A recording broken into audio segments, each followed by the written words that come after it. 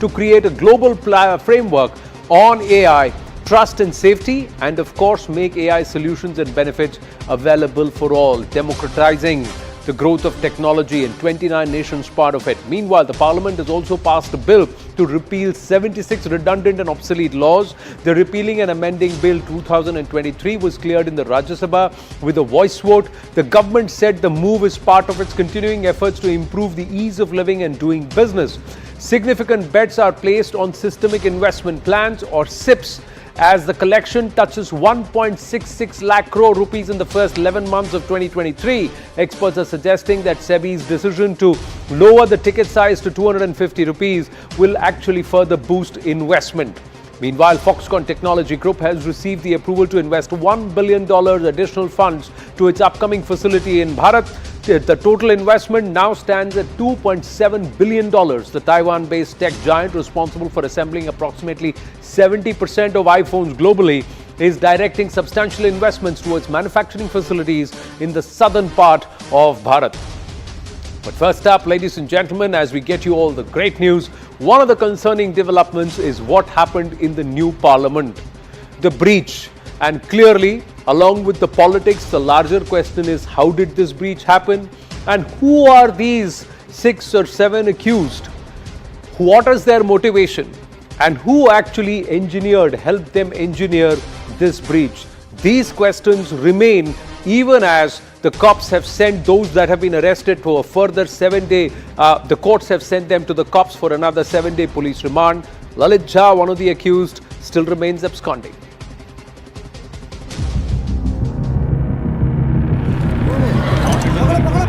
सभा की कार्यवाही 2 बजे तक स्थगित की जाती है।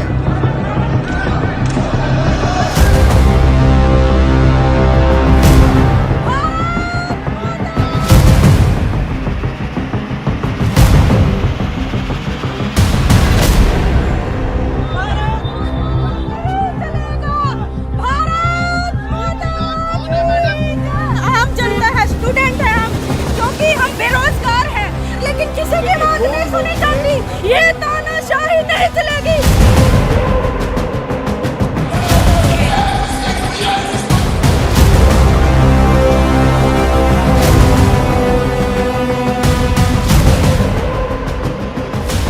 Home Minister must come. He should have come earlier. He should have come immediately. How is it that in this particular building, the members of parliament and the public, the same entry gate is used? I hereby name Sri Derek O'Brien is hereby named to leave the house immediately. When we protest, they are suspending all the opposition MPs. First suspended 5, then they suspended 9 people. They made the parliament a place of mockery.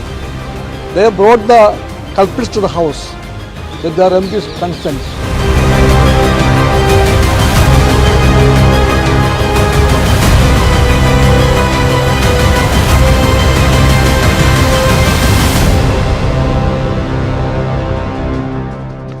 There is the politics of it, and then there is also the technical aspects of it. How did the breach happen? Could more have been done? What can be done to stop this from happening again? And under what grounds should these people who've now been arrested, should they be put to trial or should they be charged with? Right now, it's under the UAPA. We'll try and understand those dynamics with YC Modi ji, the former DG NIA, in just a bit. Meanwhile, just to bring you up to speed about the latest, ladies and gentlemen, 6 of the 7 accused so far have been arrested, while one, Lalit Jha, is still absconding. The accused have been sent to 7-day police custody by the Patiala House Court. Now, their roles: Manoranjan is the mastermind who's now arrested. He was the one who brought everyone together. That's what we are given to understand here at CNN News 18.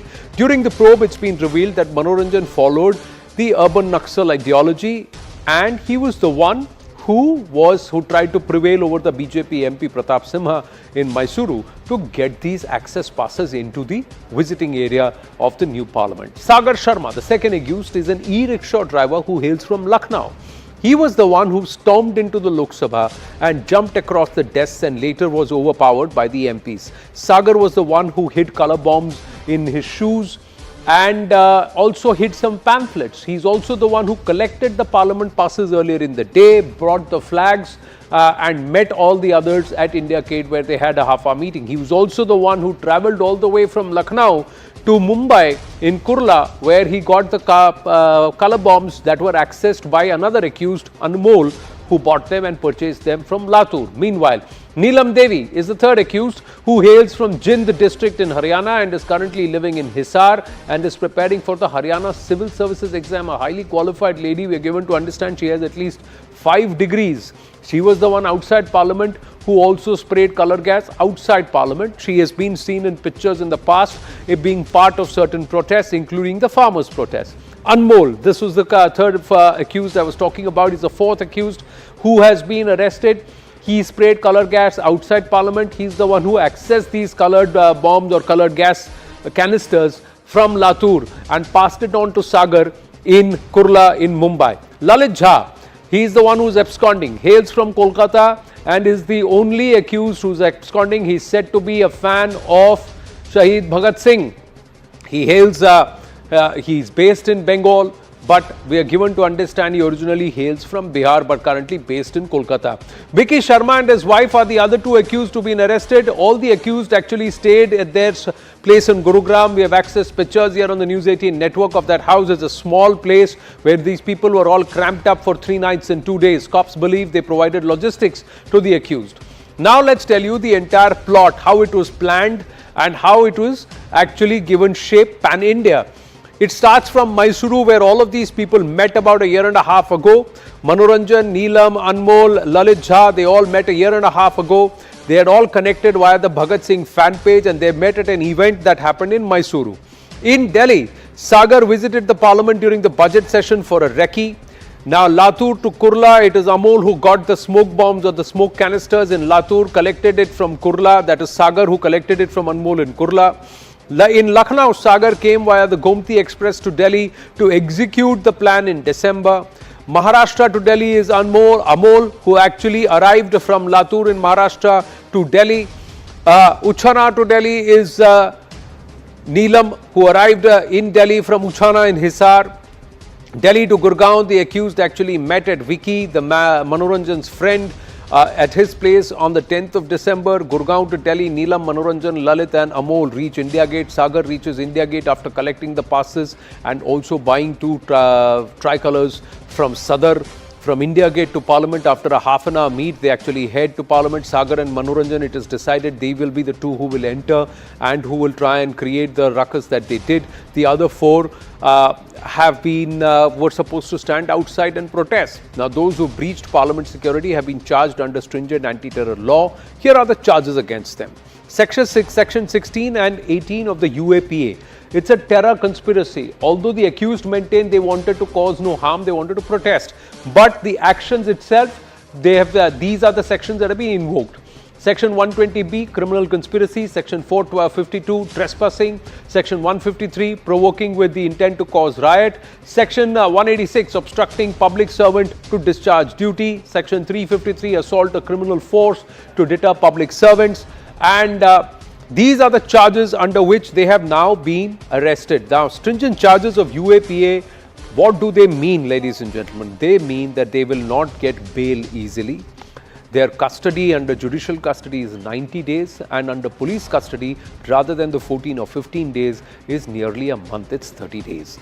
Let's go across to YC Modi ji, former DG NIA, and try and understand how these sections have been invoked and are there formal grounds for it. YC Modi ji, Namaste, Jai Hind. My name is Anand Narsimhan. Thank you very much, sir, for your time. Sir, my first question to you. Namaskar, Anand. Sir, my first question to you. The clauses of UAPA, can they be invoked as they have been in this matter? Anand, Parliament is a symbol of the sovereignty of the country. Any attack on Parliament is attack on the nation. A terrorist act, a physical attack has been committed by these people by circumventing the system. And in fact, prior to the enactment of this act, all these actions by these people amounted to waging war against the state. Now UAPA has provided a very comprehensive definition of the terrorist act. There are so many clauses in this, but basically the action of these persons would fall in the category of any act done with the intention to threaten or likely to threaten sovereignty of the country, and any act done with the intention to strike terror or likely to strike terror in any section of the people. You must have seen that it scared many of the MPs. In fact, it scared the whole nation. The way these people jumped from the Darshak Dirgha, came down, ran around, blasted this smoke bombs. This is a clear-cut act of terror, and I personally feel that they have been put under these sections very appropriately. Does this entire counter or argument, YC Modi ji, that the people came there as a mark of protest, their intent was not to harm anyone, and that's why they carried the smoke canisters or smoke bombs in their person, does this hold water? They used the parliament as a platform to register their protest. Does this argument hold any water? This is all an absurd argument. Anand, hundreds of protests have been taking place in the country. You know, we have specified places in Delhi where earlier it used to be boat club, Jantar Mantar. The places have been specified. Inside parliament, this is no way of protesting. It can't be allowed. It's a question of sovereignty of the country. Outside the parliament, the spaces which have been specified, if they would have done that, there itself fine. But entering into parliament in this manner, I mean, to call it a protest is trivializing a very, very heinous crime and a very, very serious issue of the national security. So an issue as serious as this, YC Modi ji, is suspension of 8 officers enough, or should more be done? And I'm asking you with the utmost intent of the fact that we should protect our symbols of democracy, because this could have been anthrax or it could have been sarin gas. We should somewhere be thankful it's a color bomb. But this could give ideas to those entities who are inimical to Bharat. Can they so easily breach the parliament? Anand, undoubtedly it was a lapse on the part of security personnel. But considering the seriousness of the issue, a team has been asked to inquire into the incident, and that too by a DG level officer. I am told Mr. N18L Singh would be inquiring into this episode. So I think government has taken it very seriously, and heads would roll depending on the inquiry and its report. What do you think needs to be done to secure institutions further, especially institutions like the parliament? Because it's quite stark and everybody was shocked because it happened on the 22nd anniversary of the parliament attacks of 2001. YC Modi. Anand, there is a proper system of analyzing any incident which had taken place. In fact, I worked in CBI for 10 years and NIA around 4 years. After any investigation, we would write to the government, we will write to the concerned agencies about the lacunas, about the lapses noticed by us. So in this case also, I am pretty sure that Delhi police, which is investigating this case, will come out with their recommendations which need to be done to plug these type of leakages. But offhand, we can say so many things, like putting the glass before the Darshak Dirgha or a little more checking of the people who are going, posting more marshals that anybody who moves is caught immediately. There are so many things which we can tell offhand, but I personally feel that there should be a comprehensive study and then there should be proper recommendations for dealing this matter appropriately. Could you please explain to our viewers the contours of section 16 and 18 of the UAPA and why they have been invoked in this case? No, because section 16 provides the punishment for a terrorist act and it is clearly a terrorist act as per section 15. I personally feel that this is correct application of law. We cannot allow some hooligans or some these type of people to play mischief with our parliamentary democracy. And I personally feel, given the facts, that it is not just these 5 or 7 people who are behind this attack. There has to be some mastermind. There must be some funding. There must be some motive. All these things need to be comprehensively looked into by the investigating agency. And I have great faith in Delhi police investigation skills. So I think so that they will unravel the whole conspiracy behind this attack and take all these perpetrators of this crime to the logical conclusion. So in your experience and in your wisdom, you believe that these are just pawns. There is more to it than meets the eye. My final question, YC Modi ji. I personally feel that they are the foot soldiers and there must be certain others who are behind that. This type of conspiracy cannot be hatched by people like these youngsters or without any support from some bigger ones. So I think there is a lot of work to be done by Delhi police and they can take the assistance of specialized agencies and intelligence agencies in this matter. YC Modi ji, thank you for your time and thank you for shedding light and giving us some perspective as far as the technical aspect and why you believe that there's got to be more to it than this. There are some people who are instrumental in the funding and also orchestrating or masterminding of this. Thank you very, very much.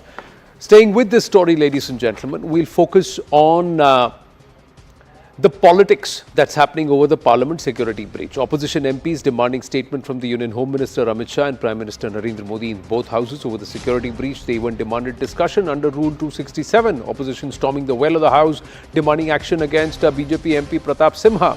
Union Ministers Rajnath Singh and Prahlad Joshi said Lok Sabha Secretariat and the Speaker are responsible for security in the House and that a thorough investigation is underway. The government urged the opposition not to politicize the issue and reminded them of similar incidents that have taken place in the past, and at that time the Speaker was never questioned. As the uproar over Parliament security breach continued, the Speaker suspended 14 opposition MPs for misconduct. On the other hand, BJP's Amit Malviya has launched a counter-attack at the Congress and the INDI alliance. Amit Malviya has said that the accused were Congress and INDI supporters. He went on to say that Neelam Azad, the lady who breached Parliament security, is an Andolan Jeevi who's been seen at several protests that have been led by entities who now are closer to the opposition. He went on to question who sent the intruders and asked why did they pick someone from Mysuru to obtain Parliament pass from a BJP MP. Drawing the Ajmal Kasab analogy, Amit Malviya has also said that Kasab also wore a kalava to mislead people.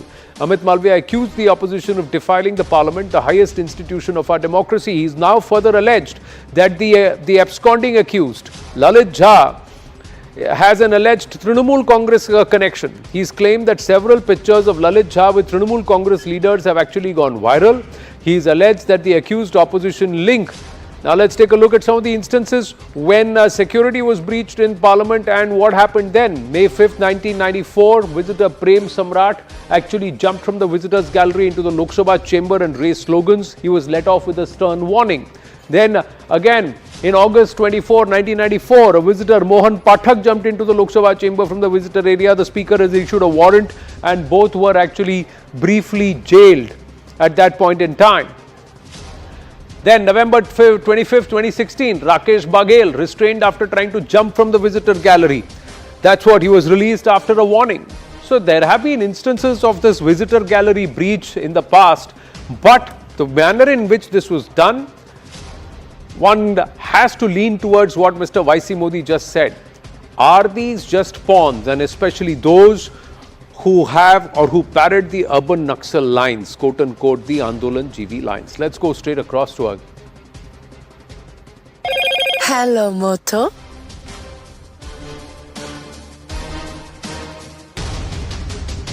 Dr. Anand Ranganathan, author and political commentator with us, Charu Pragya, national spokesperson of the BJP with us, and George Kurian, political analyst with us. Charu Pragya ji, Anand Ranganathan ji and George Kurian ji, namaste and Jai Hind. Let me first ask you, Charu ji, Amit Malviya is saying, जो भागा है उसका तृणमूल से connection है, एक पकड़ी गई है उसका कांग्रेस से कनेक्शन है. Earlier in the day, some connection was drawn with SFI and that person was somebody else altogether. They are now planning a legal suit or legal action against the BJP for making false claims. Is there a rush to try and pin this on the opposition? Absolutely not, Anand, and nobody is rushing to do anything. What happened with the security breach at Parliament was very unfortunate. It shouldn't have happened, and the authorities will definitely get to the bottom of how it happened. However, the people who were found during this security breach, and most of whom have been arrested now, just listen to the slogans that they were chanting. Tanashahi nahi chalegi. Samvidhan bachao. Doesn't it sound familiar to you? तानाशाही नहीं चलेगी कौन बोलता है, संविधान बचाओ कौन बोलता है? It is the India Alliance and everybody associated with them, supporting them, that chants things like this. The person Neelam Azad, who was outside the parliament, she was seen at the farmers' protest. She was also caught on video asking for votes for the Congress party. And Lalit Jha, who said to have links with the TMC, has had several photographs with top TMC leaders. It's very obvious what has been happening. The Parliament of India has been undermined by these people. And let's also remember that the Congress and its allies have a pratha of supporting and rewarding those who go anti-national and who go rogue. You'll remember Bholenath and Devendra, the people who hijacked the plane when Indira Gandhi ji was arrested. They were given a ticket to contest. Most recently, Kanhaiya Kumar, for saying Bharat tere tukde honge, Indian National Congress ne unko chunav ladne ka ticket de diya. Let's wait and watch what unfolds. But one thing is obvious, this is a clear ploy. What went on in Parliament has been supported by people who give encouragement to urban Naxals like this, who give encouragement to people who chant slogans like this. George Kurian? Well, Anand, what has unfolded yesterday in the Parliament as far as the security breach is concerned is uncalled for, and I strongly believe that Charu trying to link the entire thing to India Alliance is unfortunate at this point in time. I strongly believe that the Delhi police has taken the cognizance and they have arrested the accused in this matter and it's a matter of investigation as to where the links will go to. And I strongly believe that the Congress MPs on the floor of the House were demanding a statement from the Home Minister of the country with regards to the incident that has taken place and further discussion on the matter, because it's a question of sovereignty of the country, and Parliament is a place where democracy is upheld. So I strongly believe such incident is unfortunate, and trying to connect it to any of the parties on either side, opposition or be it the ruling governance, is uncalled for. Charu Pragya, 14 MPs have been suspended, not 15. Yes, Charu Pragya. Yes, 14 MPs have been suspended, and suspended for creating anarchy over a situation which is so sensitive, over a situation which should never be politicized, over a situation which could have been dealt with calmly, like the Honorable Speaker did his best to do. Immediately, a meeting was called of the leaders of the floor of the House, and suggestions were taken to improve security. A lot of those suggestions have already been implemented. All of that has already been implemented. And Mr. Kurian, I am not pinpointing the blame on one political party. I am saying it is your ideologies which give rise to people who think they can behave like this and get away with it, because you have a habit of rewarding those who behaved like this in the past. Nobody seconding this accused. No, but then... But then what's happening? The naras and the shouts that have been made is one aspect. The other part is some conversation that has come across where somebody was relaying information to another, some entity based in West Bengal. Lalit Jha was seen doing it. That's the source. That's what information is telling us. The other thing is they took 9 months to recce this. This has to be carefully planned. So how far gone are they to believe that that a democratically elected government is equivalent to that of the British Raj, and how far are they gone to believe that what they are doing is akin to what Bhagat Singh did? Anand Ranganathan. Good evening, Anand, and good evening to my fellow panelists. I'm afraid we are missing the woods for the trees, and I want to explain why. Because this is a massive security lapse. Anand, I'm not concerned about the antecedents of the people, perpetrators who've been arrested. I'm going to call them terrorists. I have a very loose definition of terrorism. They committed a terror act. But are these the only Naxals? Are these the only Andolanjivis? Are these the only Maoists? Are these the only sectarians? Are these the only Khalistanis? No. There are hundreds, possibly thousands of their ilk all around India. In fact, if you remember, one exalted general had said India is fighting 2.5 wars, that 0.5 wars, all these elements. So it's not that if you arrest these 4 or 5, you've finished Naxalism or Maoism or Khalistanism. No, you haven't. The question does not end with the arrest of these perpetrators. It is beyond it. The question is, how on earth were these people allowed to get in with a weapon? And that is the reason why all previous instances of somebody jumping from the visitors gallery, 3 instances you quoted, I'm afraid are false equivalents, because they weren't carrying a weapon with them. So a man who's sitting or a woman who's sitting in a visitors gallery, something can happen, she can jump, he or she can jump. You can't prevent that. But certainly you can prevent somebody from carrying a bomb inside the parliament.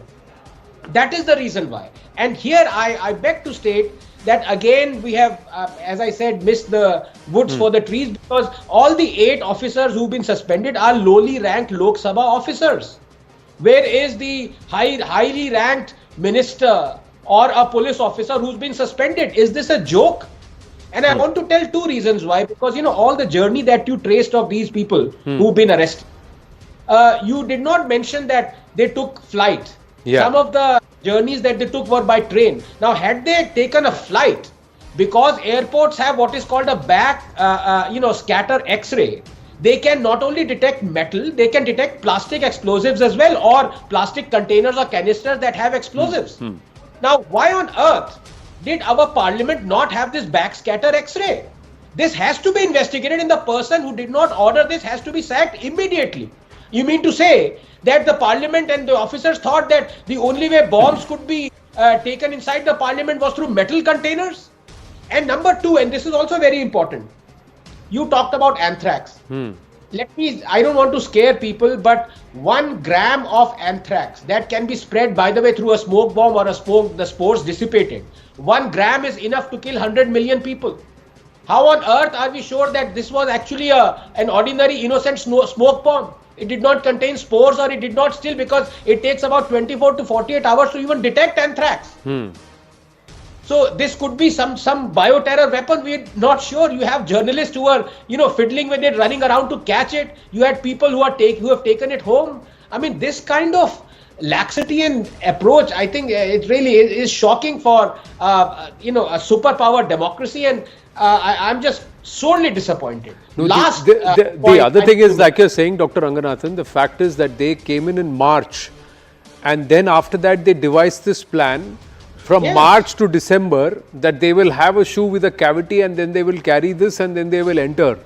and they entered as normal aam janta who are enamored by a new parliament, and they can go in and they want to watch this, they want to see this.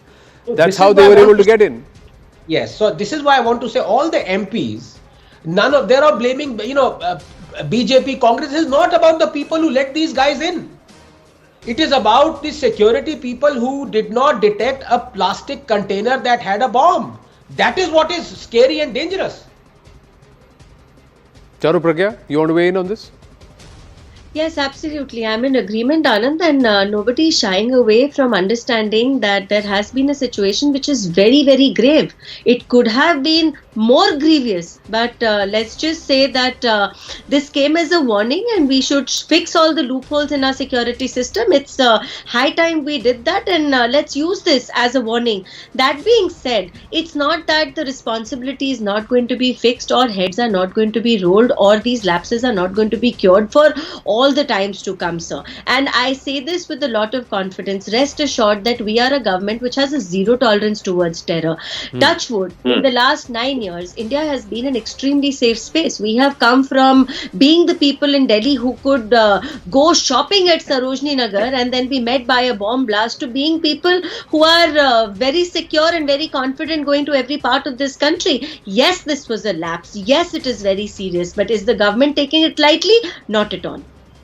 If the government is taking it seriously, then why is it that there is no statement that's come from the Home Minister or the Prime Minister? Why is there silence? This is a question everybody is asking, Charu Pragya. I know, Anand, and unfortunately, the opposition has a habit of jumping the gun on issues like this. Can we wait for the authorities to finish with their investigation and come out with a complete report? If needed, I am very certain our Honorable Home Minister will make a statement if needed. But let the police do their job first. Let us get to the bottom of what has happened first. Let's have all the facts before we have him make a statement. George Kurian, does that convince you? Well, Anand, I strongly believe that the incident as serious as this should the Home Minister run away from addressing the house, both the houses, and cognizance has to be taken. I strongly believe that let me make it clear to your audience that the Congress Party or be it the opposition is not trying to politicize the entire issue here. It's a matter of grave concern for us. There are a lot of lapses that needs to be fixed right away, and this can be taken as a warning. And I strongly believe we are not trying to corner the government on this issue. But what you say outside Parliament and what we've seen inside Parliament are in variance. Sorry? No, I'm just saying, George Kurian, what you are saying outside Parliament on this show and what is visible inside Parliament on the floor of the House are in variance. And Anand, let's remember that the Congress Party and its allies have recently been greatly discredited with their loss in the elections and all the money being caught at Sahu's house. They are on a back foot, and they have used this opportunity to politicize. No, you have used this opportunity maybe to engineer this, but definitely to politicize a very unfortunate incident. No, but the point is that had this been somebody else, or had this happened during the time of the UPA and the BJP had been sitting in opposition, what would the BJP have done, Charu Pragya? Please tell me. There is no taking sides on what is a matter of national security and what is a serious, heinous lapse.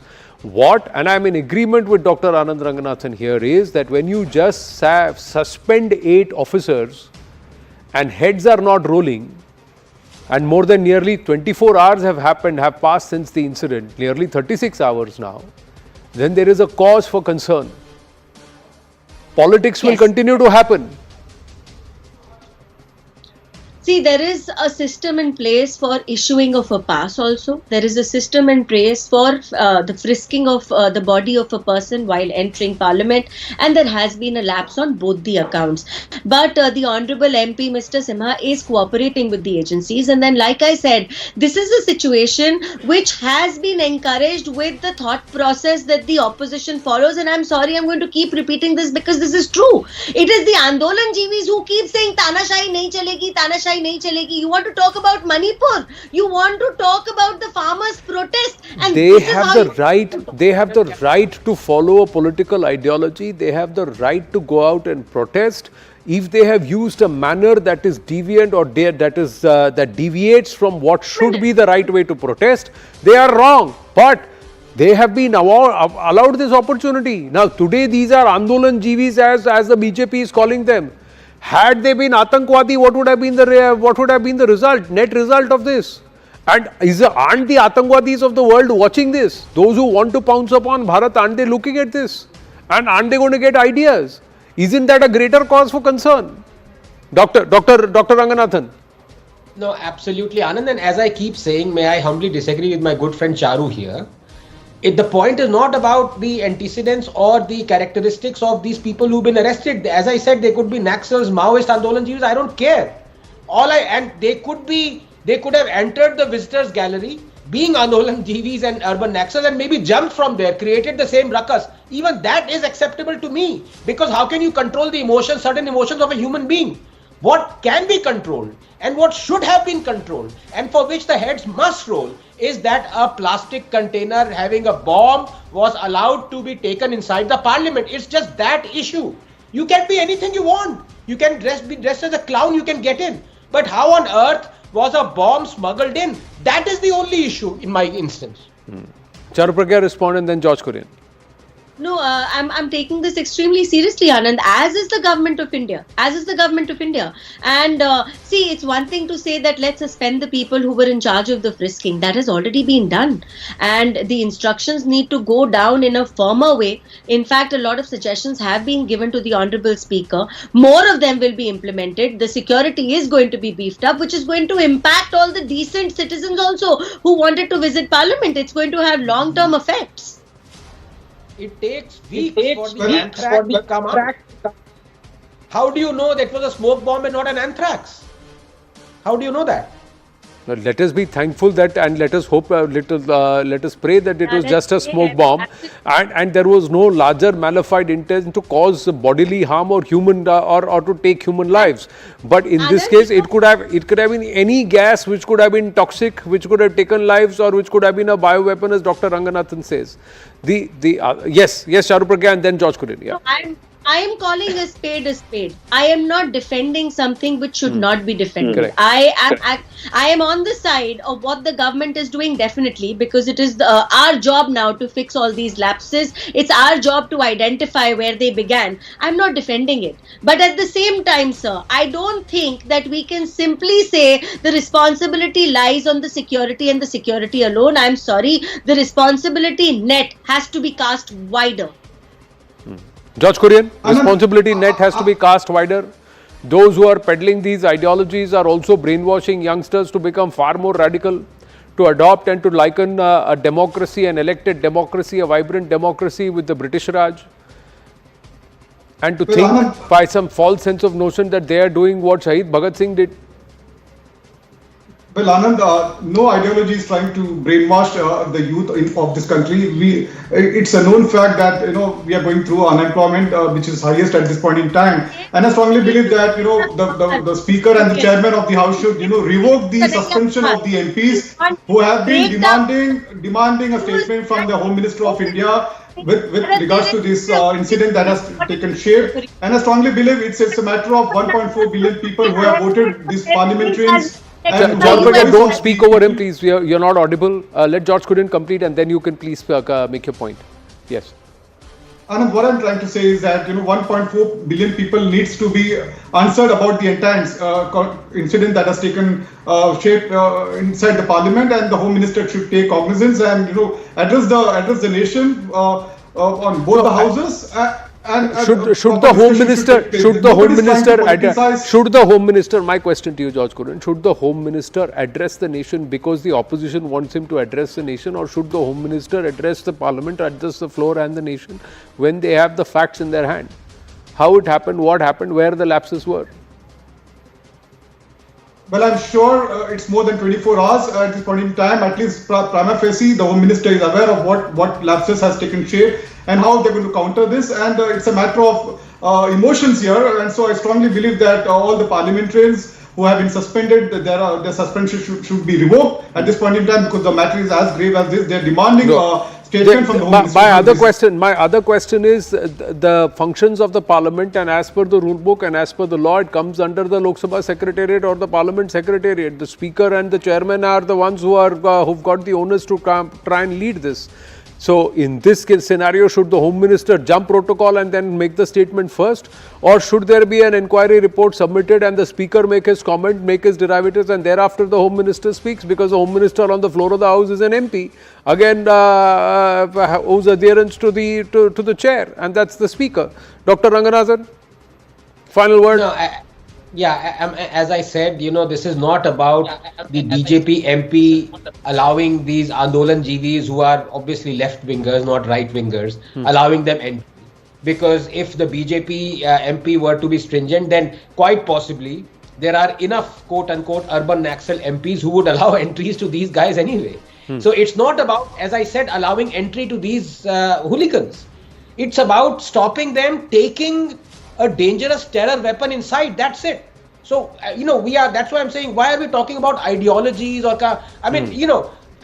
have you been able to stop the ideology that influenced Osama bin Laden, or were you more interested in stopping Osama bin Laden? Correct. That's the question. So the idea and the ideology can remain in the head. It should not be allowed to put itself or manifest in action, which could cause serious harm or could even threaten perhaps what is the temple of democracy. No desecration of a temple should ever be allowed, especially the temple of democracy, and that should be non-negotiable. And that's the level to which we now need to protect our institutions. Perhaps it's a lesson well learned, and a timely lesson at that. Thank you very, very much to all our panelists for joining us here on this edition of The Right Stand. We're going to take a very short break. When we come back, ladies and gentlemen, it's a landmark judgment or a verdict that's been now given by the Allahabad High Court, because after Kashi, it is or the Gyanvapi issue, it is now about Krishna Janmabhoomi, where the court has said that they will appoint advocate commissioners. Court monitored survey could just be in the offing. The next hearing is on the 18th of December. Harishankar Jain and Vishnu Jain, the petitioners in this matter, take the right stand when we come back. Stay with us. Hello, Moto.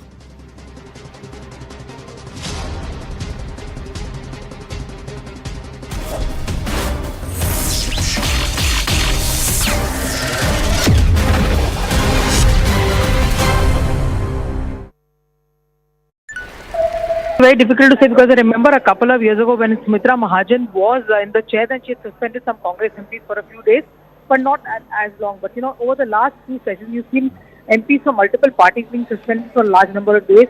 For example, Haibi Eden, Manikam Tagore have also faced suspensions in the past as well. But Derek O'Brien is another MP who is now currently in the Rajya Sabha, who faced suspension today, and he's been asked to withdraw from the House, which he's not really done, which has led to the adjournment of the House on 2 occasions. It's going to be important to see at 4 o'clock what really happens, because it's very simple that, when an MP is asked to leave from the House, the MPs have to leave the House. If they do not leave from the House, since they are members of Parliament, nobody misbehaves with them, nobody throws them out. So once they come out of the House, they can't go back again. So, but these MPs are staying put. Some of these MPs are still in the Lok Sabha and the Rajya Sabha, is what we are given to understand. They want to stay put for the day, but everybody is trying their patience as to how long can they be there. The moment you step out, even to use the washroom, etc., once you're out of the House, you'll be out of the House for good, is what we have been told. Okay, Payal, thank you for bringing us those details. Okay, we were focusing on the political fallout. Let's now bring you details from what actually took place. Yesterday, you'll remember, as we've been telling you since the start of the show, a major security breach took place in Parliament, with 2 men making their way all the way almost up into the well. Now, in total, since yesterday, 7 people have been accused in this entire case. Remember, 2 entered inside the Parliament. 2 were believed to have been standing right outside. They also had the same gas-emitting, smoke-coloured explosives that the 2 people inside the Parliament did. So 2 people inside, 2 people outside. 1 person, apart from those 2, recording all of these proceedings from outside. That's Lalit Jha. Lalit Jha is still absconding. And 2 more people who were harbouring all of these people in Gurgaon. That takes the number up to 7. Now, we're going to bring you more details, but what are the details of the investigation so far? Police say that they've found books of revolutionaries like Bhagat Singh and Chandrasekhar Azad. All of these people, all of the 7, were connected reportedly by a Facebook group. They were part of a Bhagat Singh fan club. Police officials say the group possibly carried out a recce of the Parliament before the Wednesday Act. The attempt to seek a visitor pass through MP Pratap Sinha, that's also also been on for 3 months, so it's not something that took place in a quick period of time. Now, the Ministry of Home Affairs, as we speak, has set up a larger inquiry panel. It's headed by the DG of the CRPF, Anish Dayal Singh. 8 security personnel since today morning have been suspended from the duty. Now, I do want to point out, these are the security personnel who, according to our reporters, were involved at the very ground level in the checking. So, the checking that takes place when, as a visitor, you try to enter. But till now, as we speak, no higher level suspensions have taken place. Delhi Police Special Cell has taken over the entire investigation as we speak. We're going to be bringing you more details on the investigation and the kind of action and follow through that is taking place. First though, this is a ground report from my colleague Anshul. I believe he visited the house of one of the people who took part in yesterday's act. This is a house in Haryana. Take a look. No one had any idea that something like this was on the charts or something like this was being actually planned by Neelam. But one thing is for sure, and what the family has also confirmed, that she was a very prominent part of the farmers' protest that broke out. And that is the reason why at this point in time, at the exact location at which I am standing, a panchayat has been called by the local farmers over here, and there they would decide if at all they are going to go ahead and support Neelam in this endeavour that she had picked up to go ahead and protest right outside the parliament. We promised to bring you the security details on yesterday's breach, but let's take a look quickly at more details from the political fallout.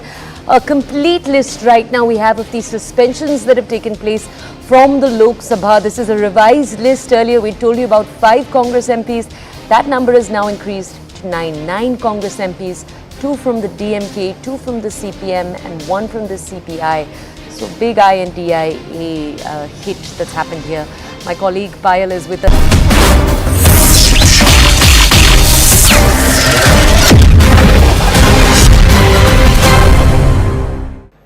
Back on with the news that it's a big win for Hindu Astha in the Krishna Janmabhoomi case. The Allahabad High Court has allowed a plea to appoint a court-mandated commission to conduct a survey of Mathura-Shahi Idgah Mosque adjoining the Sri Krishna Janmabhoomi temple. 3 advocate commissioners will be appointed to conduct a survey, and this will be decided next on the 18th of December. But what does the court order mean, and will this Idgah survey clear the path to the title dispute? Let's go straight across to Harishankar Jain and Vishnu Shankar Jain joining us at this point. Namaste, Jai Hind. Thank you very much, Harishankar ji and Vishnu ji, for joining us. What are the implications of the order? Vishnu ji, if I can ask you first, what happened in court today and what was the counter presented by the Idgah Mosque which was not upheld by the court? See, the matter was heard by the Allahabad High Court on several dates. We had, when the matter, let me tell you that this initial trial was going on before the trial court of Mathura. We made a plea under section 24 of the CPC, and we said that this matter is of national importance. So therefore, just like Ram Mandir case, the original trial must be conducted by the Allahabad High Court. Accepting our demand, the Allahabad High Court transferred the original trial to itself on 26th of May 2023, and the original trial commenced before the Allahabad High Court. The first step which we took was to move an application under Order 26, Rule 9 and 10 for appointment of Advocate Commissioner Survey, and we asked for a 3-member panel of Advocate Commissioner Survey. On our request, the parties were heard. The Shahi Idgah Mosque came up with a plea of Places of Worship Act and Waqf Act, and they said that their application under Order 7, Rule 11 must be decided first. All these things were heard by the court. The judgment was reserved on 16th of November, and today, after a detailed hearing, the Honorable Court has delivered its judgment, and the Honorable Court has directed that the Advocate Commissioner Survey will be conducted, and the demand of Shahi Idgah Mosque that first 7/11 must be decided has been rejected by the Allahabad High Court, and what will be the modalities of this survey will be decided on 18th of December after hearing both the parties. Harishankar ji, why is this significant? What does this now enable? The court giving a thumbs up to a court mandated commission or the advocate commissioner. Is this going to be a similar process like then the Gyanwapi now? Yes, you are correct. Certainly, this is a step ahead to get justice, and real things will come out only when a commission appointed by the court is asked to take photograph and videograph of the property in question, and we have made a request to the court, direct the commission to take photograph of the entire proceeding, and I think that on 18th the court will fix the modalities and also fix as to how many persons will go what should be the procedure of commission, when it should start, all things will be decided and heard after hearing on 18th. And the commission is being opposed by Muslims only for the reason that they are fearful that truth will come out. They know that they have committed a sin. They know they have committed a wrong. And they know they have violated the provisions of the constitution and the law. They know. And they know that after demolishing Hindu temple, the so-called structure is standing, which can't be a mosque. And like a hoodlum who says that we have occupied your house and we will not allow that you should come in the house, otherwise there will be chaos. That is the main thing is being spread. If all these things take place, it will lead to law and order situation. It is threatening by Muslim side. And we are not cowed down by Muslims, and we are adamant to bring the true fact and forth before the court. And the Hindu public now awakened. Now they are not going to tolerate any injustice, and we are adamant to seek justice and to prove that after demolishing Hindu temple, the so-called structure is standing, and it has to be removed. But that's and like been Ayodhya, here also please complete. Puja should start, and I am sure that after inauguration of Ayodhya temple, Modi will inaugurate, and this auspicious time will come when new temple will be constructed at Mathura. Well, just getting back to the case, and you've made a claim, and that claim is based on the assumption, or perhaps on what the Hindu Paksh believes is the truism, that a temple was demolished during the times of Aurangzeb and an Idgah was built. But you have also made the claim, Vishnuji, that there are still Hindu origin symbols which are there inside this Idgah. Now, have you been able to convince the court that this exists, or has that been challenged? No, we have made such averments in our application, and after hearing both the parties, court is appointed the advocate commissioner to know the factual position. Let me tell you that here there is no order of digging as of now. The order is by a survey by an advocate commissioner. So the advocate commissioner will go on the spot and see that what the spot says, whether this so-called Shahi Idgah mosque, this alleged Shahi Idgah mosque has any signs or symbols of Hindu temple. And let me tell you, Anand, very categorically, if someone will visit Sri Krishna Janmabhoomi temple and someone will see the plinth of Sri Krishna Janmabhoomi temple and the plinth of Shahi Idgah mosque, the plinth and the foundation is same. To prove my point, what I am submitting is that Shahi Idgah mosque has not been built after raising a fresh construction. The existing construction of a Hindu temple has been used to make this so-called Shahi Idgah mosque, and this Shahi Idgah mosque is nothing but an illegal construction and illegal encroachment on the land of the deity. This 13.37 acres of land, the title belongs to Lord Sri Krishna, and therefore we have asked for removal of Shahi Idgah mosque, because you wouldn't have seen a case in this country where the title document is with one party and the possession is with the other. This is a unique case where the title document is with the Hindus and the possession is with the Shahi Idgah Masjid on 2 acres. They have no proof, Anand, with lot of sense of responsibility I want to say. They have no proof except to say that they are offering namaz. That what proof you have, sir, for entering into this 13.37 acres of pious land? Right. Now, whether they can offer prayer there or not, is that structure Islamic or un-Islamic, will now depend on whether the origins and the nature of it itself is, and that is basis the verdict given by the Constitution bench of the Honorable Supreme Court in the Ram Janmabhoomi case. But there is also contention, there are nearly 17 suits there, Hari Shankar ji, and one of the contentions is, and what's been said in the past is, that there was an agreement, there was already a settlement with respect to the title, and there is a path which is there even now to the Garbhagriha of Sri Krishna, or perhaps the area where he was born, that prison cell area, and this is basis a settlement between the Hindu Paksh and the Muslim Paksh. So who made this settlement then on behalf of the Hindu Paksh? Hari Shankar ji. Mr. Anand, I may tell you that no settlement can take place concerning a Hindu temple. Very first thing, no Saudebaji on the land of Lord Sri Krishna or any deity of Hindu temple. Because the deity has living rights as per the constitution. It is not permissible. And it's perennial rights. It is not permissible. And no person can negotiate a deity's property. Number one. Number two. See, let me agreement which took place, that was itself illegal and void. That was entered into between two persons who had no authority to give or to have the property of the deity. No question. So we have challenged that. We have challenged that. Okay. And it is in the suit. But the first step, we are entering the first step, whether this building has the religious character of a Hindu temple. Of a Hindu temple. And that is to be proved after videography, photography of the building question, for which the court has passed today's order. Vishnuji, you wanted to add something? 18th. Ji.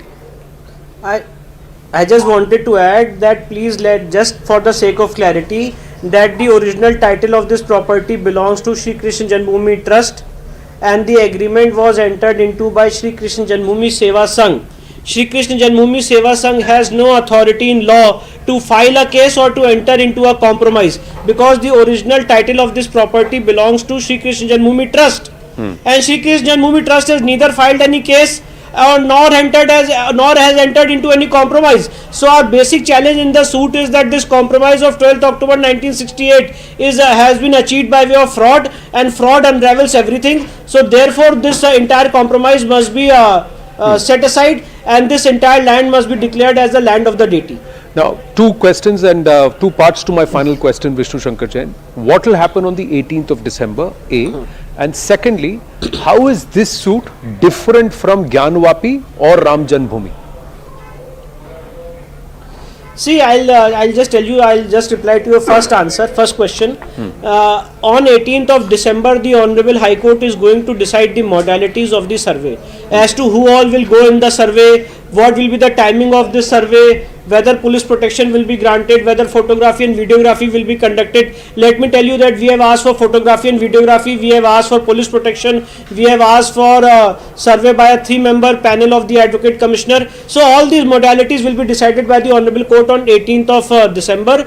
And this suit is different from the suits of Mathura or Gyanvapi, I cannot say, because each case has their own facts and own legal history. So Krishna Janmabhoomi case has their own legal history of demolition, of title and everything. Gyanvapi case has their own legal history. Ram Mandir case had their own legal history. Every case is different so far as facts are concerned, but there are certain important questions of law which you rightly pointed out, that the perennial rights of deity, that rights of deity are continuing, and Hindu deity is a perpetual minor, and therefore if the deity's property has been usurped, we have a right to get the usurper out of the property and get that illegal construction away and removed by courts of law, is the basic concept by which all these cases are revolving in the courts of law.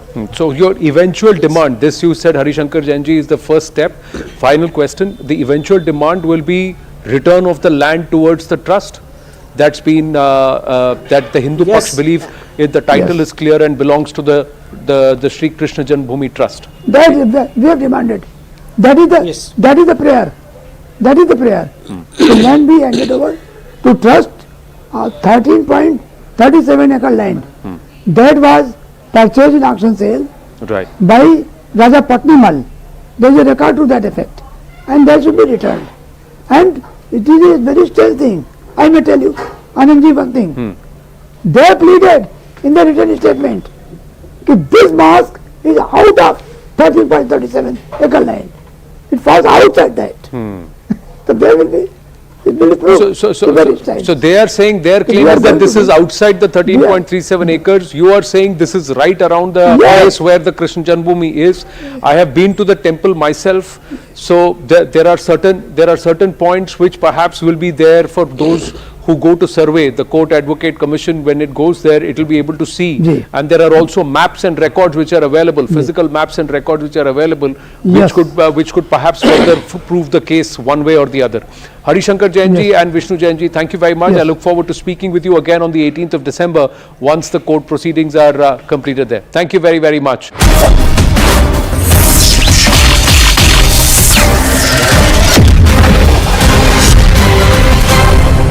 Earlier telling us about Manikam Tagore and Kanimoi. Let's go over to her for more details about these MPs. Payal, over to you. Toya has been a day of suspensions as far as Lok Sabha is concerned, given the fact that earlier in the day the government brought in a motion to suspend 5 MPs from the Congress party, all members of the Lok Sabha. But now in the second round, where of course you heard about Kanimoi and of course Manikam Tagore being suspended, there are other MPs including P.R. Natarajan, Mr. M.D. Javed, V.K. Sridharan, S. Venkateshwaran, Benny Benamam and K. Subramaniam among those MPs who've been suspended, which means that a total of 9 Congress MPs, including Manikam, Haibi and the others, and of course DMK's Kanimori and another MP has been suspended. CPM has 2 suspensions and CPI has 1 suspension, which means a total of 14 MPs have been suspended in today's day, and the government says that they've been requested by the Parliamentary and by the Speaker's office to take action against whoever is creating ruckus in the House. And probably the government is not going to stop here, is what they say, that if they get a complaint from the Lok Sabha Speaker's office essentially saying that these MPs are trying to create ruckus in the House, then you could see more suspensions happening tomorrow as well. Payal, can I just ask you, just so our audiences have more context here, what is the largest number of suspensions the Lok Sabha has seen in a day? Just to understand if these are big numbers comparatively speaking. It is going to be very difficult to say, because I remember a couple of years ago when Sumitra Mahajan was in the chair, then she had suspended some Congress MPs for a few days, but not as long. But over the last 2 sessions, you've seen MPs from multiple parties being suspended for a large number of days. For example, Haibi Eden, Manikam Tagore have also faced suspensions in the past as well. But Derek O'Brien is another MP who is now currently in the Rajya Sabha, who faced suspension today, and he's been asked to withdraw from the House, which is not really done, which has led to the adjournment of the House on 2 occasions. It's going to be important to see at 4 o'clock what really happens, because it's very simple that when an MP is asked to leave from the House, the MPs have to leave the House. If they do not leave from the House, since they are members of Parliament, nobody misbehaves with them, nobody throws them out. So once they come out of the House, they can't go back again. So, but these MPs are staying put. Some of these MPs are still in the Lok Sabha and the Rajya Sabha is what we are given to understand. They want to stay put for the day, but everybody is trying their patience as to how long can they be there. The moment you step out, even to use the washroom, etc., once you're out of the House, you'll be out of the House for good, is what we have been told. Okay, Payal, thank you for bringing us those.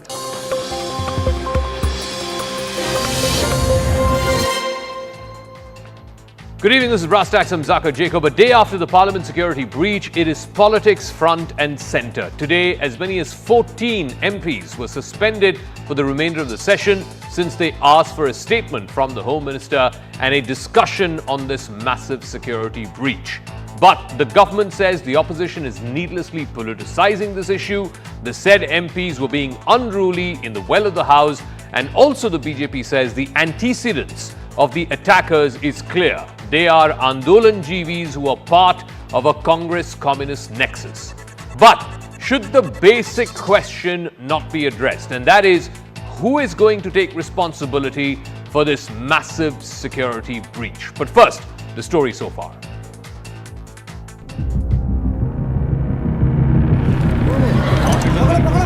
सभा की कार्यवाही 2 बजे तक के लिए स्थगित की जाती है।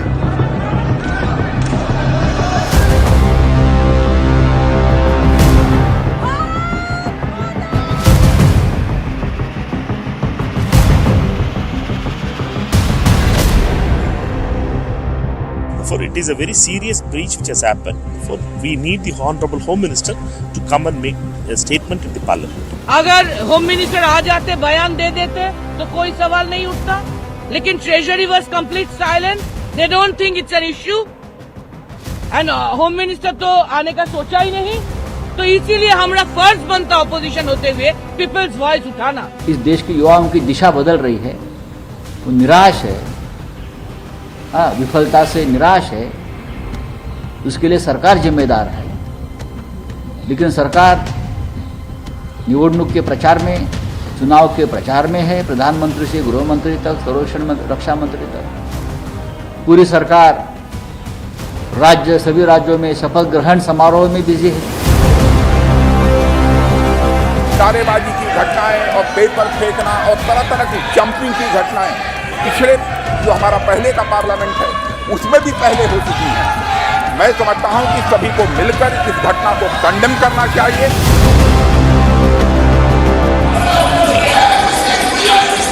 I hereby name Sri Derek O'Brien is hereby named to leave the house immediately.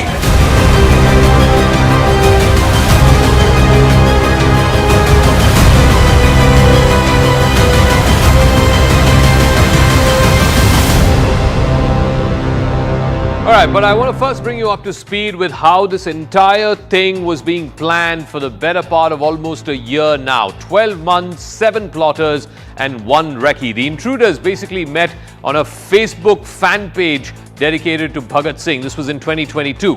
Planning for the entire security breach began in January of this year. So for the entire year, they were just planning for this one day, the 13th of December. Sagar Sharma from Lucknow, he visited Parliament during the earlier budget session for a recce. Then Manoranjan, who hails from Mysuru, he arranged for the passes from Pratap Simha's office because he's the MP from Mysuru. Manoranjan then introduced Sagar as a friend to one of Simha's staff, and that's how passes were issued. The passes were issued on the pretext of seeing the new Parliament building. Amol Shinde, who hails from Latur in Maharashtra, he was the one who brought the smoke bombs. He handed it over to Sagar in Kurla in Mumbai. Sagar came via the Gomti Express from Lucknow to Delhi. Amol Shinde then arrived from Latur. Neelam Azad arrived from Jind in Haryana. Meeting happened at Manoranjan's friend Vicky's home. This happened in Gurgaon for the 3 days leading up to the 13th of December. From 10th, 11th, 12th, they were halting. They were staying at Vicky Sharma's place. Neelam, Manoranjan, Lalit Jha and Amol then arrived at India Gate on the morning of 13th of December, which was yesterday. Sagar then meets the other intruders at India Gate after collecting the passes.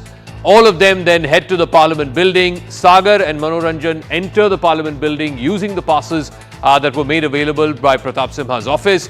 The visitor gallery pass is one big focus area because that is now under scrutiny as to how a member of Parliament could issue passes to these attackers. Now, the procedure for issuing passes, the passes are issued in a limited and controlled manner. There are a dedicated number of people who are allowed in the visitors gallery every day. The application can be submitted by a member of Parliament and a centralized pass is issued. There is a pass issuing cell which comes under the Secretariat of the Lok Sabha. The online application can be submitted on the Digital Sansad website. The online application is only possible through the login credentials of a member of Parliament. So his or her staff has to then enroll those applications onto the Parliament website. The pass is then issued in the name of the visitor, if it is cleared, of course, within a day or so. In fact, that brings us to a mega exclusive that we've got courtesy our investigations editor Manoj Gupta.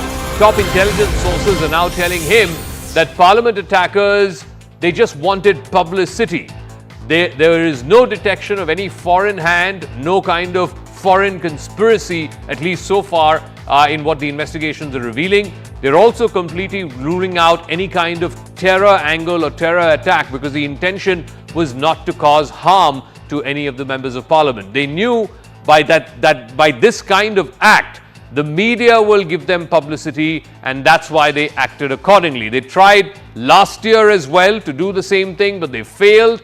But this year, they managed to sneak past the security in Parliament and managed to create all that hangama that we saw yesterday in the Lok Sabha. The agency's probe could not find anything major which is dangerous in terms of threat to life of any of the members of Parliament or even a threat to national security. So it seems like there is no foreign hand, there is no terror angle for now, but these people were trying to just gain some publicity. But it does raise some very, very serious questions. It is at the end of the day a major security breach, a security lapse.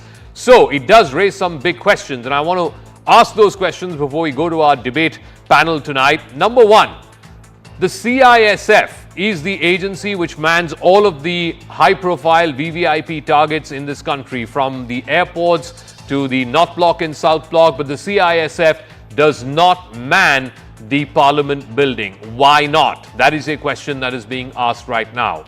Why is the Parliament building the outermost perimeter security is by the Delhi Police? The security at the entrance of the building is by the CRPF, and of course in the visitors gallery or in the main Lok Sabha hall, it's by the Parliament Watch and Ward staff. Why is it not by the CISF or any other agency? The probe that has been ordered right now, and this is very interesting, the DG CRPF is leading the probe into these security lapses. One of the agencies that is responsible for Parliament security is the CRPF. Isn't there a conflict of interest if the head of that organization is going to probe a lapse allegedly by that very same organization? Should there not be an inquiry by another agency, an independent agency, to find out where the lapse actually was? Only security personnel, I believe 8 of them have been suspended right now. These are personnel who belong to the Parliament security staff. There's been no action so far, at least, against any of the Delhi police personnel who man the outer perimeter outside the building. There's been no suspension either of any of the CRPF personnel who man the security of the building itself. Now, the political question, this is what the opposition is also saying. The Speaker happens to be the custodian of the rules and procedures of the House. He's not the head of security detail of the House. Should there not be a statement by the Home Minister under whom all security of the country converges? Also, why no statement yet by the BJP MP in question, Pratap Simha, over the issuance of this pass? After all, it was his office and on his signature that this pass was issued. He's met the Speaker yesterday and clarified his position, but he's not made a public statement yet. Opposition MPs are saying, why should there be no action against Pratap Simha? And that brings us to the moot question, and that is, after yesterday's incident, when it was the 22nd anniversary of the Parliament attack of 2001, when anyway security would have been heightened, this happened. So should there not be an overhaul of the entire security system of Parliament? Meanwhile, politics is raging on with the opposition drawing the battle lines inside Parliament and outside. Remember, 14 opposition MPs, 13 from the Lok Sabha, 1 from the Rajya Sabha, were suspended today for the remainder of the session. They wanted the HM to make a statement followed by a debate, and they wanted the Prime Minister to be in the House while that debate happened. This is what CPIM General Secretary Sitaram Yechury has tweeted. It's part of our Motorola India's Best 5G Smartphones tweet of the day. Hello, Moto. So this is what the tweet is. He has said that the House Committee for Security has not been reconstituted. The Joint Secretary, Head of Security, has not been appointed. That position is vacant for the last 3 months. BJP MP who sponsored the entry, which is Mr. Pratap Simha, he's not been questioned by the inquiry agencies yet. But 15 opposition MPs have been suspended for demanding answerability of the Prime Minister and the Home Minister, murder of democracy. That's the tweet. It is part of our Motorola India's Best 5G Smartphone tweet of the day. Now, clearly the government is on the back foot. They need to explain who was responsible for the security breach and to fix these loopholes, to plug the gaps so that an incident like yesterday does not repeat. Which raises the question, is it time for a total security overhaul? And that is our debate tonight. Hello, Moto.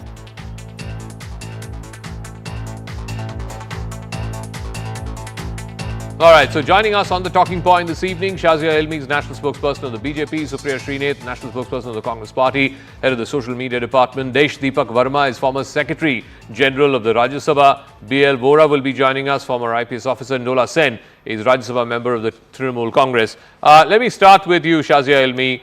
The basic question the opposition is asking is, this is a major security breach. 3 layers of security were breached by these 2 individuals. Thank God they had just these smoke canisters. What if they had poison gas in their shoes? Who should be held accountable for this? Because clearly someone should.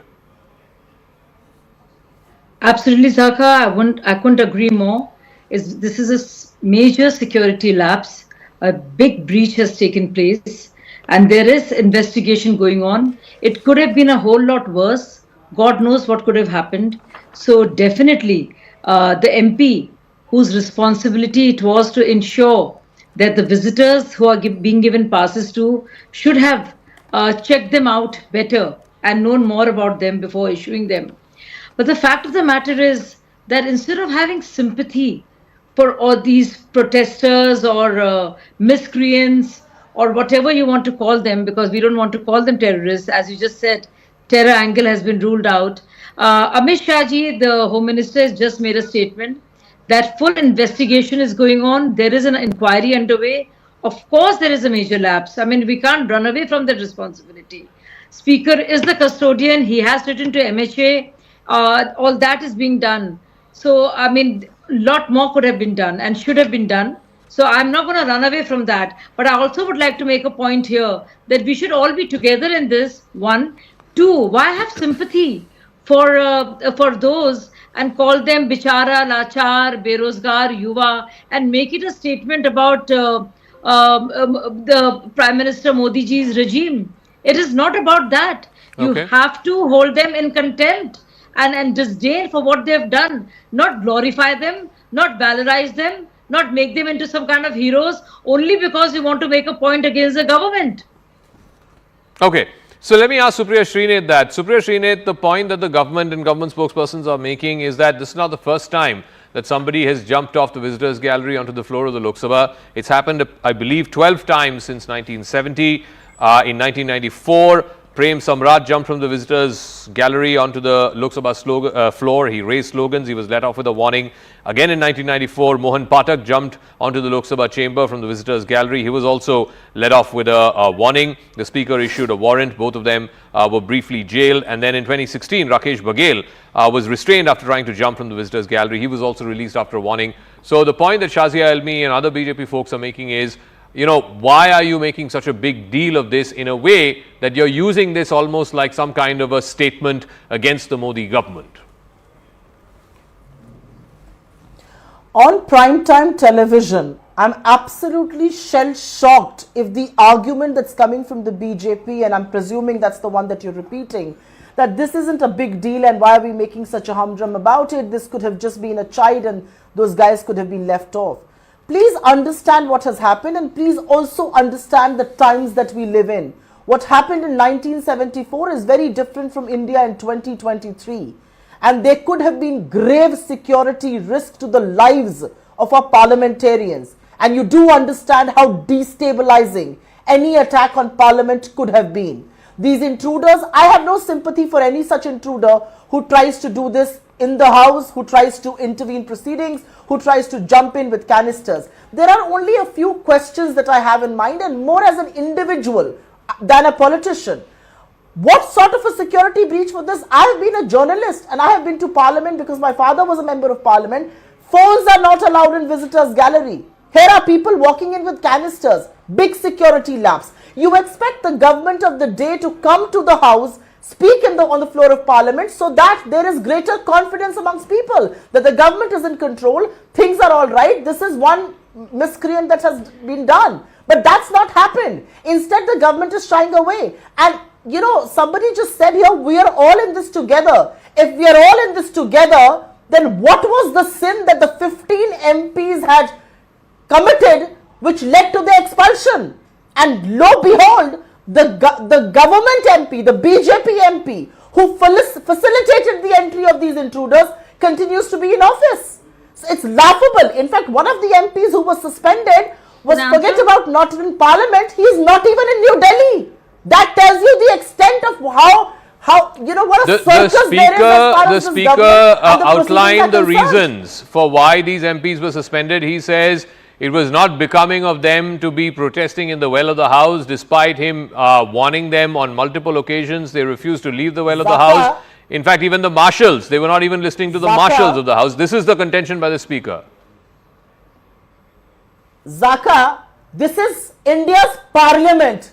This is not some kindergarten nursery where our parliamentarians are going to. If India's parliament is not going to see its members protest or raise their voices, then I wonder where is that going to happen. So this kind of a chiding by the speaker, these are not kindergarten kids. For hell's sake, these are India's elected parliamentarians. One at a time, please. Give them some due. And may I also say what happened yesterday? And if things had got out of hand, and if they were greater harm, they would have been threat to the very lives of the people who were protesting there. Okay.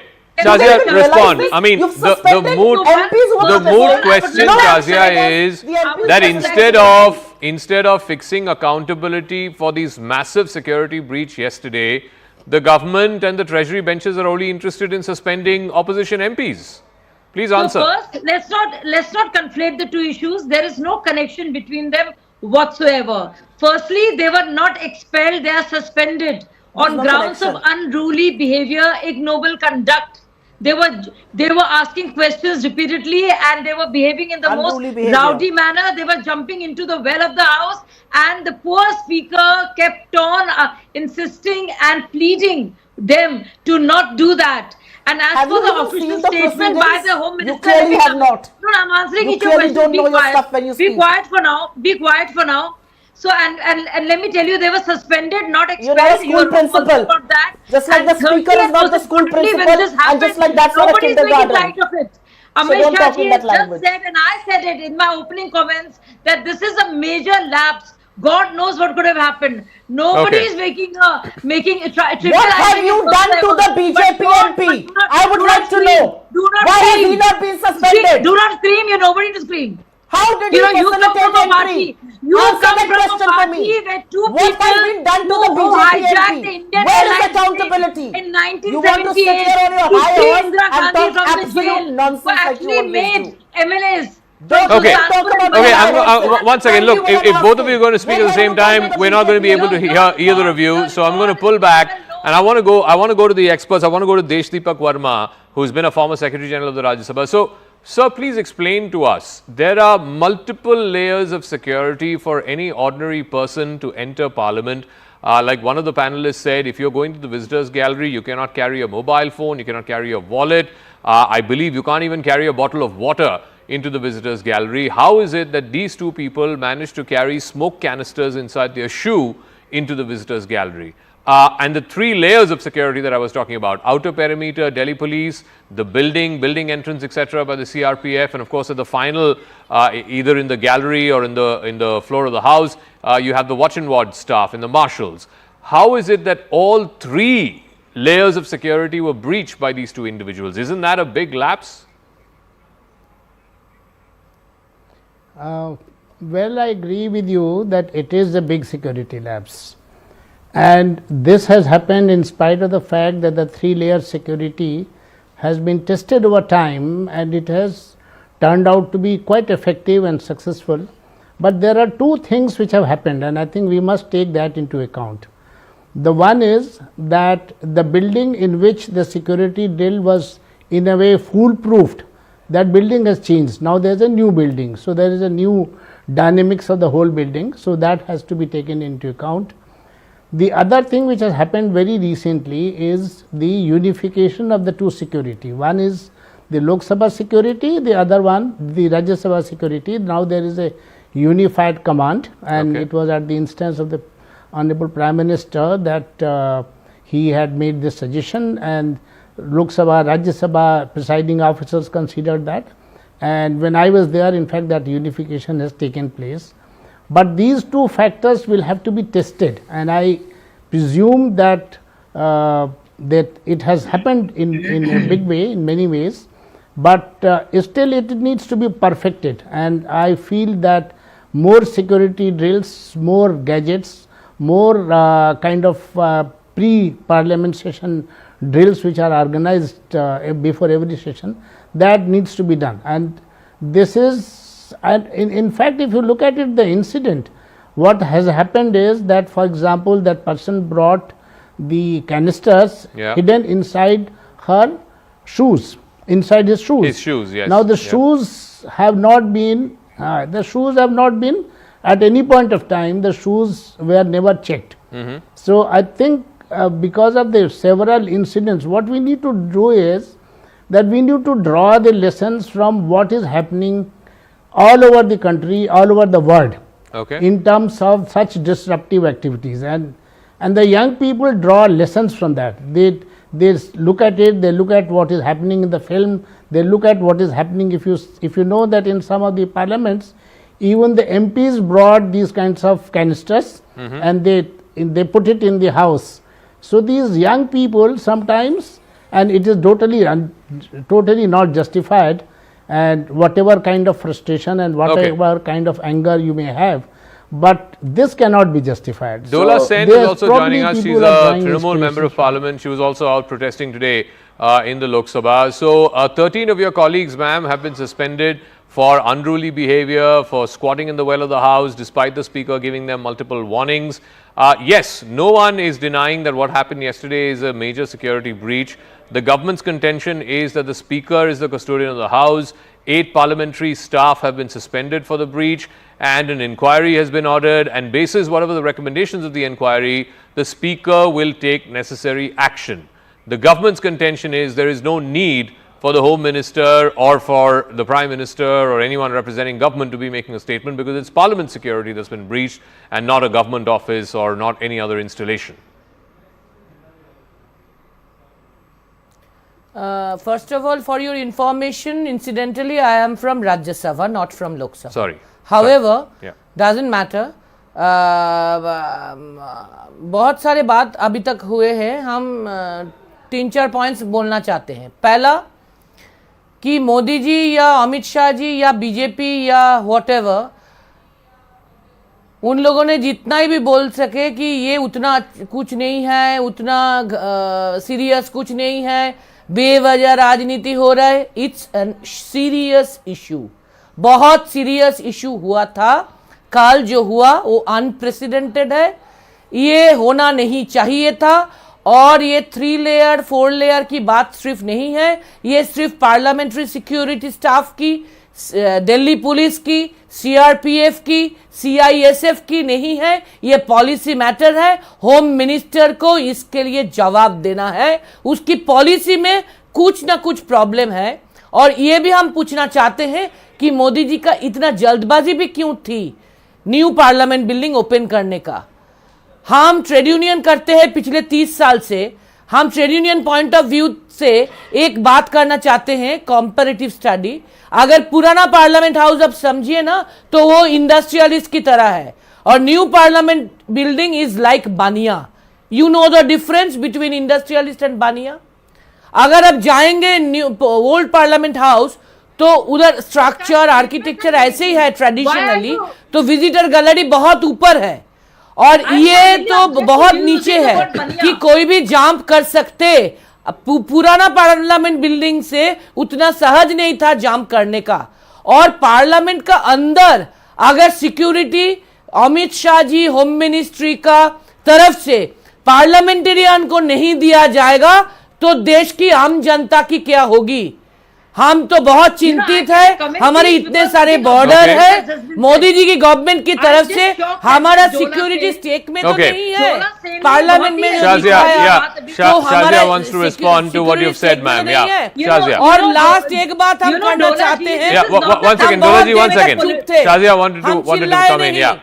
हम किसी के बात में टोका नहीं. Dola ji, you can go on with your political speech right now and can go on a tirade, but this is not, no, you just use the word baniya as a pejorative, and I want you to apologize for the use word of baniya. What do you mean by baniya? What do you mean by baniya? Just look at you. You have no awareness of where you are. You have just look at you, how you hyperventilating. You're not even listening. Look at you, what's happened to you.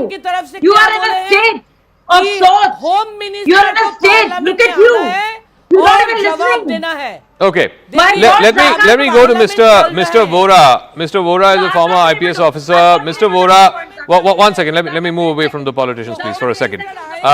Mr. Vora, one basic question needs to be asked. One is that, you know, this 3-layer security, how is it breached? Why is it that the most important installations in this country, government offices, North Block, South Block, airport, especially after 9/11, airport security is at the highest. They're all manned by one agency, which is the CISF. Why is the CISF not manning Parliament security? That's number one. Number two, an inquiry has been ordered and it will be headed by the DG CRPF. And like I said, no questions about his intentions or whatever. But the fact is that the head of the agency that is responsible for Parliament building security will also be probing what has gone wrong. Would that probe be impartial? Shouldn't there be an outside agency investigating what went wrong yesterday? Zaka, you raised two questions. First, I'll answer that. And later, if you give me a little more time, I would like to say a few more things. Now, about the CISF. See, the question raised is very correct, very valid. And second, also, why have 3 layers by different agencies? See, when Indira Gandhi got killed, we had the SPG, and today it's looking after all the layers, at least as when they are in Delhi, in their building, in their house, whatever, the Prime Minister today. So yes, I think this is very important that one agency should be there and who's updated, who has knowledge, who has the latest equipment, this, that, and all. Second is about inquiry. See, technically, why DGCRP has been asked is that he was not handling the visitors at all. So, see, these layers are for different purposes. Visitors are being dealt with only by the watch and ward staff who are issuing passes and their ministerial cadre. So that is definitely the reason as far as, I am concerned. But yes, for public consumption, what you are saying is right. But in any case, it would have been good also, it would look good if somebody else, a third agency would have been asked, some other DG may, if it had been asked to look into it, would have been very good. Now, if you permit me, the 2-3 more things I would like to say. Sure. Now, one is, see, there's no doubt it's a massive security lapse. And I know that in this world of media spreading across the world in minutes, I think the world must be laughing at us. Now, 2, the security apparatus must be overhauled totally, thoroughly. Why should, for example, the security of Parliament today, these circumstances, be under the Lok Sabha Secretariat, or even for that matter under the Speaker? Well, there is a constitutional, if there is a constitutional problem, and it do that, we do for so many things. Now, the whole thing needs to be overhauled. Okay. From beginning till end. Security apparatus, I am told it was bought last after 2001. Now, sanctions are a problem. Financial sanctions are a problem. Bureaucratic structures in our country are so long, it takes a lot of time. Now, Parliament MPs, why should a person be given a pass without police clearance, even if the MP recommends it? Or let MP recommend it with the police clearance? Isn't it necessary? For every government document, we have a police clearance. For passports, we have a clearance. We have to learn lessons. I'm only saying. No, sir, but the argument from the MP's point of view is, every MP, at least in Parliament, represents something like every constituency is about 4-5 lakh people, right? And I'm sure every MP every day is getting requests from thousands of people to come and visit, to see the new, especially the new Parliament building, etc. In these days of instant technology, it doesn't take more than a few minutes on the computer, because the entire country, entire police, everyone is linked today with all kinds of linkages. There is no doubt about it. I'm just saying, and I'm saying this because of the circumstances that what has happened. Okay. Now, the next point is about this conspiracy thing that we are talking of. These people, I don't think it's as simple as that. Some people, 4 or 5 people from different states, not getting jobs and wanting publicity. Publicity, of course, every terrorist wants, every criminal wants that apart. So I think there are definitely some deeper angles somewhere needs to be probed. And I know investigation is at the initial stages. Now, anniversary of the December 13 attack, threat of that Khalistani terrorist at Pannu, I don't think it should have been taken that lightly.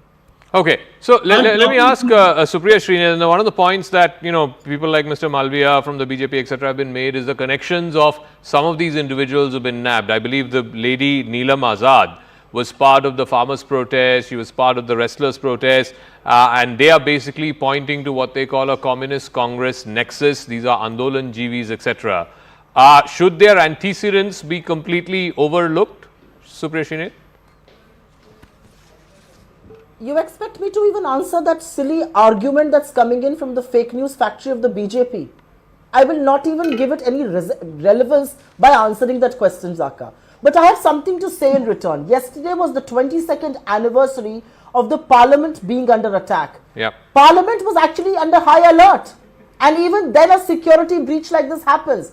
You in your opening remarks had mentioned about Sitaram Yechury's tweet, and everybody knows that the House Committee of Security has not been reconstituted. There is no Joint Secretary of Security for Parliament. We cannot take this callously, and it's not just about parliamentarians or Parliament security. Please understand, For the masses at large, Parliament is the most fortified of our buildings. Parliament, जिसको हिंदी में कहते हैं भेद नहीं सकते. And then for security breach to happen in Parliament does make people very worried about their own physical security. Please understand that. There are multiple people who are talking about security lapse today. Why is it common parlance? Because people believe if Parliament of India can be intruded, then am I secure? And I think that's the confidence that the government needed to instill in people by coming in the floor of the House and making on the show, and not leaving it to the Speaker to suspend there was a MPs. BJP That was the MP statement who required. said that, look, it's not as simple as what meets the eye. You know, clearly these guys have been planning this for a while. It's not just some unemployed, disillusioned youth. These guys have been conspiring for a number of months now, and it's clear that they were conspiring since January onwards. So the contention from the BJP is that, you know, you can't just brush aside the antecedents of these people, that they were, you know, wanting to create some kind of revolution, that they are, you know, perennially trying to bring in this elusive revolution. These are things that the BJP is saying need to be taken into consideration as well. Now, you can say you don't want to respond to it and dignify it. Unfortunately, Zaka, the BJP happens to be in government. And I saw on your channel and your sister channel on Hindi last evening that there were intelligence inputs of something like this happening.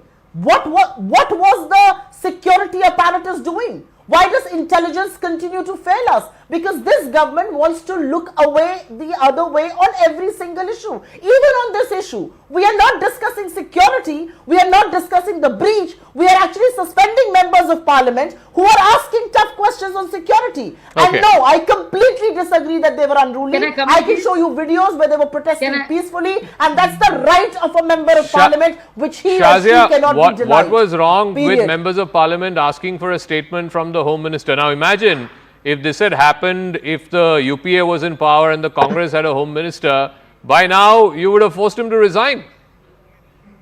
Okay, so Zaka, I've been wanting to speak for a while, and I don't think the antecedents of these protesters can be ignored. And I really think it's very hilarious that Supriya makes it out to be about one MP who's from the BJP and connects it with the unruly conduct of 14 plus 1 from Rajya Sabha MPs who've been suspended because of bad behavior, unruly behavior, and those are the house rules. But more than that, let me, Zaka, this happened last time. You have to ensure that I speak because I don't think this is anywhere. Go ahead. I think before I go further, I really would like Dola Sen ji to apologize for the pejorative she used, the language she used for Bania. Bania is a community, and she used this word in a derogatory manner, and I don't want her to be facing some FIR on this basis. We know what happened with Rahul Gandhi when he made fun of an OBC community. So I would like to ask Dola, and I would like to ask her, what does she mean by this is a Bania institution? What is meant by that? I think it's disgusting to have my fellow Indians being discussed in a certain manner, and to have Dola Sen, who's a Rajya Sabha MP, if you please, use such disgusting language for a community and to insult them in the manner she has. Okay, Dola Sen, you want to respond? हम फिर ये बात ही बोलेंगे, उल्टा चोर कोतवाल को डांटे. हम कोई कम्युनिटी के खिलाफ कोई बात नहीं बोले. हम बोले trade union point of view से इंडस्ट्रियलिस्ट और बानिया की एक फर्क होता है. ये फर्क पुराना पार्लियामेंट हाउस के साथ नई पार्लियामेंट बिल्डिंग की है. उल्टा चोर कोतवाल को डांटे, इसीलिए वो कम्युनिटी की बात उठा रहे बेवजह. जैसे हमारे ऑपोजिशन पार्लियामेंटेरियन क्या बोले थे हाउस के अंदर कि होम मिनिस्टर आके बयान दे, और कुछ नहीं. अभी पार्लियामेंट चल रहा है तो होम मिनिस्टर को जो भी डिसीजन लेना है उसको रेटिफाई करना है पार्लियामेंट में आके. ये बात हम बोले, ये डेमोक्रेसी की बात है, ये हमारे राइट की बात है. Okay, let me close out with the two experts on the panel, Deshdeepak Verma and BL Vora. Deshdeepak Verma, questions are also being asked about this whole parliament visitor system where MPs simply I'll come back to you. Where MPs, issue these visitor passes, recommendations, Many times, oftentimes, it's the MP staff, giving in to constituents from their constituency and so on. The MP probably doesn't even know who these people are. Should there be, in light of what happened yesterday, should there be a revision of the manner in which these visitor passes are being issued by members of parliament? Yes, I agree that there has to be some reconsideration on this. The simple reason is that the parliament and the visitor gallery has a capacity, and therefore the number of the security personnel has also limited. So therefore that number has to be limited, and the MPs have to, generally what is happening is that most of the PA and the PSs they are the ones who are deciding and almost taking every decision regarding the number of people and the persons for whom the passes are to be recommended. But it is important that MPs should also give some due diligence, even though I will not go to the extent of what my police friend was saying, that you should get a police verification done beforehand, and the Lok Sabha Secretariat may not have any say in this, because we must understand that the parliament is an autonomous organization. It is not part of the government, and therefore it has to be an autonomous arrangement there. Okay. And therefore the security, and in any case the security is headed by a joint secretary. Unfortunately, that post is vacant for the last 3 months, who is an IPS officer, and therefore I don't think that there is any flaw in that. But the importance is that due diligence on the part of the MPs and due diligence on the part of the security personnel, also keeping in mind the carrying capacity of not only the visitor gallery but also the number of personnel who are attending. Every system may have a flaw. Yesterday, the current system's flaw showed itself up. Mr. Verma saying that it doesn't mean that you overhaul the system. Yes, you can fine tune a couple of posts that have been not filled up, which are vacant, that needs to be filled up. But he doesn't feel the need or see the need for a total overhaul of the system where you have just one agency manning security from end to end. Well, see, it's a matter of one's own opinions depending on one's experience. I stick to what I said with due respect to my colleague there. See, the point is, if times have changed, the solutions also have to change. In extraordinary situations, there have to be extraordinary solutions also. Now, if police clearance, why should it be a problem? Even the Lok Sabha security staff can have the police clearance with the pressing of just a button on the computer. Okay. Then MPs can be asked to give the names of the people in advance, 15 days in advance. How does it matter? See, after all, if we have the intention, we can overhaul the entire system for the good of everybody and for the prestige of the country. I am completely running out of time. Supriya, since you asked for a 10-second final comment. Yeah, 10 seconds. I got to wrap up after that. Quickly, please. Just a 10-second point, and I'm going to leave you with this thought. An average MP represents 15 lakh people, so we've got to have ways and means where he does not alienate people. But I just want to leave everybody who's watching this show with one thought. If this was not a BJP MP, if this was an opposition MP who had facilitated entry, and least of all, if this was an MP who was not from the Hindu majority community, or for that matter, if even one of the people who intruded parliament was a non-Hindu, would the discussions have been the same? And would the BJP I'll humbly disagree. I'll humbly disagree and wrap up on this note that I don't think we need to make every issue into a Hindu-Muslim binary. It was a massive breach. It doesn't matter the religion of the people who came or the religion of the MP who facilitated the entry of these people. That I think is a complete rabbit hole. That's not relevant to what happened yesterday. What we need to do is to fix what went wrong yesterday, and yes, for that accountability needs to be fixed, and let's see what the inquiry of the DGCRPF finds out. We'll take a quick break. When we come back on the other side, an exclusive interview with the Israeli ambassador to India, Naor Gilon. It's been more than 2 months since the war against Hamas began. It's a raging conflict in the Middle East. Just this past week, there's been a massive vote in the United Nations, 150 plus countries, including India, asking for a ceasefire. But is Israel in any mood to listen? That's on the other side. Hello, Moto.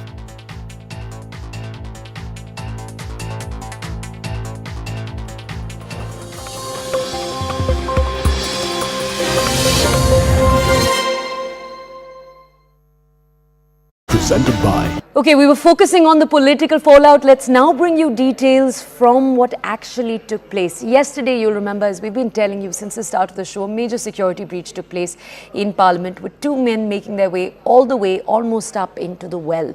Now, in total, since yesterday, 7 people have been accused in this entire case. Remember, 2 entered inside the Parliament.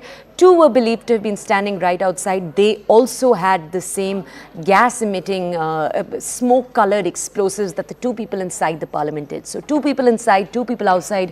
1 person, apart from those 2, recording all of these proceedings from outside. That's Lalit Jha. Lalit Jha is still absconding. And 2 more people who were harbouring all of these people in Gurgaon. That takes the number up to 7. Now, we're going to bring you more details, but what are the details of the investigation so far?